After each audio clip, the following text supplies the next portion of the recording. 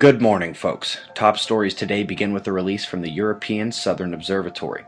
This is an artist's interpretation of a magnetar, and their latest release describes the first celestial partner found for such a star, and even goes into some pretty cool concepts like star quakes.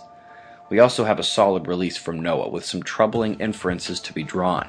If tropical systems are peaking further and further towards the poles, why would that be so? And what does it mean for the US East Coast? Good read. However, hands down, the story of the day comes in the form of one I wish I'd had for the ending sequence to Why Global Warming Failed, where we showed that while the politicians are scrambling to explain 20 years of admitted global warming prediction failures, the real experts have long moved on. The future of climate study will involve the direct connection to our star, and yeah, that's the same Lockwood from the speech. Big fan, Mike. I wish I didn't have to report this next one. To quickly recap last night's second upload, the story for over a decade has been that global warming scientists find major flaws, but then their funding is threatened, their jobs endangered, and they have even been threatened personally. Well, just days ago, John Coleman helped share the guts and honor of Lennart Bengtsson, powerhouse name in meteorology, joining a policy group skeptical of the mainstream explanation for why our planet is changing, and just days later, his work is threatened, and also his personal health and safety. How'd they get their consensus on global warming? Yeah, I wonder. Anywho, boom goes Micronesia. In the past day, we began with a 6.1 and followed this morning with a multi-minute 6.6 tremor that rang as high as 7.0 on some auto readers. Have to put them on foreshock watch for more.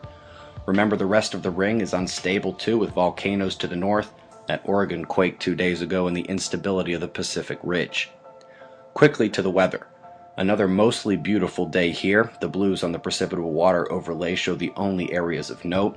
When we bring up Europe, the pressure overlay, we see a strong system over the southeastern nations that has already caused Bulgaria multiple weather emergencies and will continue affecting the larger area. North Atlantic low, too scared to come ashore, and the warmth continues drawing up over and over again. Meanwhile, North Pacific lows are gone. The main low is well north into Canada. Its convergence will combine with the southern energy and will again produce the worst weather in the states along the east. After going 8 nuts on us for a few days, the coronal magnetic fields have begun to settle. Wouldn't be shocked if the flip was done. The solar wind is calm with one little density spike in the morning's early hours, not causing any shield instability, but we are expecting a coronal hole stream today or tomorrow. Yesterday, we spied an uptick in flaring, and we sure got it, but when you get excited for high C flaring, you know your star is exhausted and needing a grand minimum nap. Remember from yesterday's news, yet another prediction of the coming solar silence.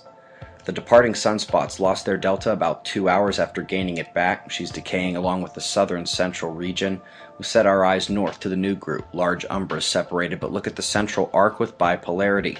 We have central beta development that's begging for some more force so she can make things happen. If she develops, she's got a shot. Southern incomers don't appear to be relevant at this time.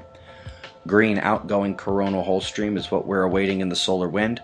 The southern hole opened up to Earth overnight. She's got some power, so we'll hope Micronesia has got her tantrum out. We won't see any bigger ones.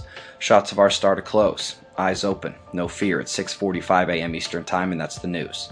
Be safe, everyone.